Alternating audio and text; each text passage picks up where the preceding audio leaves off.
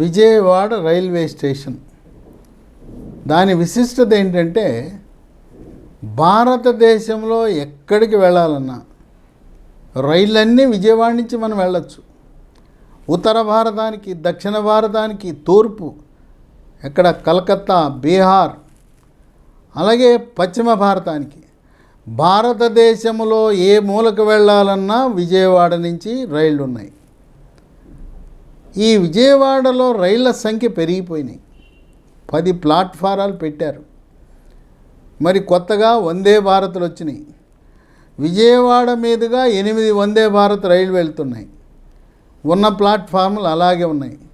ఇప్పుడు వచ్చి పడిన సమస్య ఏంటంటే విజయవాడ 10 ప్లాట్ఫారాలు రైళ్లకు సరిపోవటం లేదు, రద్దీ పెరిగిపోయింది. ఎక్కడ చూసినా అవుటర్లో నిలబెట్టేస్తున్నారు. అవుటర్లో నిలబెట్టడం వల్ల ప్రయాణం లేట్ అయిపోతూ ఉంది. దీన్ని పరిష్కరించడానికి కేంద్ర రైల్వే శాఖ మంత్రి అశ్విన్ వైష్ణవ్ ఆయన ఒక ఆలోచన చేశాడు. ఇక విజయవాడ రైల్వే స్టేషన్ ఆధునీకరణ చేస్తున్నాం, సదుపాయాలు పెంచుతున్నాం, దాంతోపాటు మరొక 2వ రైల్వే స్టేషన్ అభివృద్ధి చేయాలనే ఆలోచన ఆయనకు వచ్చింది. అది ఎక్కడ? గుణదల రైల్వే స్టేషన్ని 35 కోట్లు వెచ్చించి అమృత్ భారత్ అనే స్కీమ్ కింద దీన్ని అభివృద్ధి చేయాలనే నిర్ణయానికి వచ్చి అనుకున్నదే తడువాయి ఫిబ్రవరి 2024లో ప్రధానమంత్రి మోదీచే వర్చువల్గా ఢిల్లీలో బటన్ నొక్కిచ్చి ఇక్కడ శంకుస్థాపన జరిపించారు. ఒక విశేషం మనం గమనించాలి. కేంద్ర ప్రభుత్వానికి ఆంధ్రప్రదేశ్ రాష్ట్రం అంటే ఎంత ప్రేమ, అభిమానం, ఆదరణ ఉందో తెలుసుకోవాలంటే దేశం మొత్తం మీద 545 రైల్వే స్టేషన్లు గుర్తించి వాటిని అమృత్ భారత్ స్టేషన్గా అభివృద్ధి చేశారు. 540 దేశమంతా అభివృద్ధి చేస్తే ఒక్క ఆంధ్రప్రదేశ్ రాష్ట్రంలోనే 73 స్టేషన్లు గుర్తించి మనకి నిధులు ఇచ్చి అమృత్ భారత్ కింద అభివృద్ధి చేయటం విశేషం.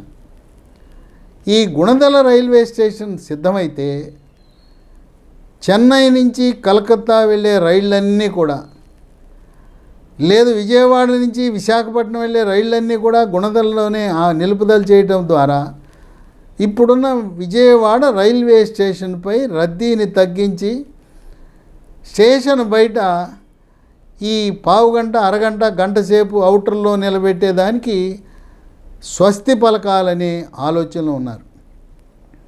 ఈ గుణదల రైల్వే స్టేషన్కి 35 కోట్లు. పనులు శరవేగంగా జరుగుతూ ఉన్నాయి. 1వ నంబర్ ప్లాట్ఫాము 560 మీటర్ల పొడుగు, 24 బోగీలు కూడా చక్కగా అక్కడ మనం నిలబడటానికి, ఎక్కడానికి వసతుంది. ఇక్కడ విశేషం ఏంటంటే అంతా కూడా దీన్ని చూస్తే అది రైల్వే స్టేషన్లా ఉండదు, ఇది ఎయిర్పోర్ట్లా ఉంటుంది. మీరు గన్నవరం ఎయిర్పోర్ట్ చూసి వచ్చిన తర్వాత ఈ గుణదల కూడా చూస్తుంటే ఒక అద్దాల మేడలా సుందరంగా, ఏదో సాఫ్ట్వేర్ కంపెనీనా లేదో ఒక సుందరమైన ఎయిర్పోర్ట్ లాగా తీర్చిదిద్దుతున్నారు. ఇదేదో కాలము చెల్లిన ఆ పాత నిర్మాణాలు కాకుండా ఆధునికత జోడించి సుందరంగా తీర్చిదిద్దుతున్నారు. ఫ్లోరింగ్ అంతా కూడా గ్రానైట్ వేస్తున్నారు. దీనికి బేస్మెంట్ కూడా ఉంది. ఈ స్టేషన్కి బేస్మెంట్లో కార్ పార్కింగు, బుకింగ్ కౌంటర్లు. ఇంక విశేషం ఏంటంటే ఒక ప్లాట్ఫామ్తో సరిపెట్టకుండా 1, 2, 3 ప్లాట్ఫామ్లు ఇక్కడ ఏర్పరచడం జరిగింది. ఇక మామూలుగా మరుగుదొడ్డి అంటే మురికి కంపు వాసన కొడుతుంటుంది.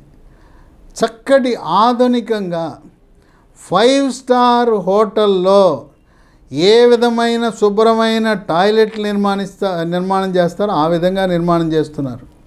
కక్కుర్తి లేదు. చక్కగా టైల్సు, గ్రానైటు. ఇక దీనికి తోడు ఈ ప్లాట్ఫామ్ పైన పైకప్పు ఉంటుంది. ఆ పైకప్పు మీద సోలార్ ప్లేట్లు అమర్చించి ఈ స్టేషన్కి కావలసిన విద్యుత్ని సోలార్ ప్లేట్ల ద్వారా దాన్ని సమకూర్చాలనే ఆలోచనతో కూడా భారతీయ రైల్వే శాఖ ముందడుగులు వేస్తూ ఉంది.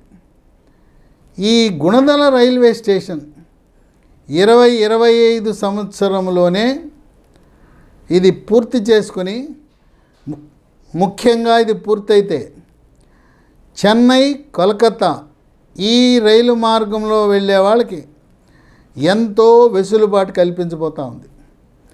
తర్వాత 1 నుంచి 2, 2 నుంచి 3కి వెళ్ళాలంటే రైల్వే ట్రాక్ మీదకి వెళ్లకుండా, పట్టాలు దాటకుండా ఫుట్ ఓవర్ బ్రిడ్జిని కూడా వాళ్ళు ఏర్పాటు చేయటం అనేది విశేషం. అంటే కాలినడకన మెట్ల మీద వెళ్ళచ్చు. తర్వాత కొంతమంది వృద్ధులు మెట్లు ఎక్కలేరు, వాళ్ళ కొరకు త్వరలో ఎస్కలేటరు అట్లాగే లిఫ్ట్ సదుపాయం కూడా కల్పించాలనే ఆలోచన ఉంది. మొదట్లో ఈ ఆలోచన లేదు. ఇది మరి వృద్ధులు వచ్చినప్పుడు, వృద్ధులు, దివ్యాంగులు, వికలాంగులు వచ్చినప్పుడు వాళ్ళు ఎలా ఎక్కలేరు కదా, ప్లాట్ఫామ్ ఎలా మారుతారని ఆలోచన చేసి ఎస్కలేటరు, లిఫ్టు తదుపరి వచ్చిన ఆలోచనను కూడా అమలు చేయటం అనేది విశేషం.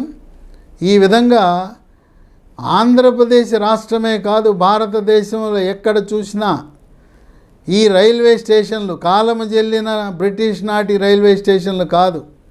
ఇవన్నీ చూస్తే ఒక మల్టీప్లెక్స్ మాలా, లేదు సాఫ్ట్వేర్ కంపెనీనా, ఎయిర్పోర్ట్ను తలపించే విధంగా నిర్మాణాలు చేస్తున్నారు. ఇప్పుడు ఇక్కడ ఆంధ్రప్రదేశ్ రాష్ట్రమే కాదు, తెలంగాణలో కూడా, అక్కడ కూడా ఇప్పటివరకు మనకు 3 రైల్వే స్టేషన్లు ఉన్నాయి. కాచిగూడ, నాంపల్లి, హైదరాబాద్, సికింద్రాబాద్. అక్కడ కూడా అదే పరిస్థితి. రద్దీ పెరిగిపోయింది, రైళ్ల సంఖ్య పెరిగిపోయింది, అవుటర్లో నిలబెట్టేస్తున్నారు రైళ్లను. దాన్ని తగ్గించడానికి సుమారు 850 కోట్ల రూపాయలతో చర్లపల్లి, అది అసలు రైల్వే స్టేషన్ అంటే ఎవరు నమ్మరు, అది చూస్తే ఎయిర్పోర్ట్లా ఉంది. అది శంషాబాద్ ఎయిర్పోర్ట్ని తలదన్నేలా చర్లపల్లి స్టేషన్ని నిర్మాణం చేయటం అనేది విశేషం. ఆ విధంగా నేటి ప్రజల అవసరాల మేరకు, ఆకాంక్షల మేరకు ఆధునికను జోడించి మరి డిజిటల్ సౌకర్యాన్ని కల్పిస్తూ, ఇప్పుడు రైల్వే స్టేషన్కి ఎక్కడికి వెళ్ళినా కూడా మనకు వైఫై సదుపాయం ఉంటుంది. చాలామందికి ఈనాటికి కూడా తెలియదు. మనం స్టేషన్కి వెళ్ళగానే వైఫై ఆన్ చేసుకుని దాన్ని ఉపయోగించుకునే అవకాశం ఉందని గమనించండి. దానికి ఏం ఛార్జ్ వేయరు, ఫ్రీగా ప్రతి రైల్వే స్టేషన్లో కూడా, మేజర్ రైల్వే స్టేషన్లో ఇంటర్నెట్ సదుపాయం ఉందని గమనించండి, దాన్ని ఉపయోగించండి. అది ఆధునిక భారత్, వికసిత్ భారత్, వికసిత్ ఆంధ్రప్రదేశ్ అంటే కాలము చెల్లిన విధానాలు. రైలు బోగీల నిర్మాణము, రైలు బోగీల నిర్వహణ కూడా పాశ్చాత్య దేశాలకు ధీటుగా త్వరలో అమెరికాలో, జర్మనీలో, జపాన్లో ఉన్న బుల్లెట్ రైలు కూడా మన భారతదేశంలో ప్రవేశపెట్టి గంటకి 220 కిలోమీటర్ల వేగంతో మన ప్రయాణికులను విమాన స్పీడ్తో గమ్యాన్ని చేర్చడానికి రంగం సిద్ధం చేస్తున్నారు భారత రైల్వే శాఖ.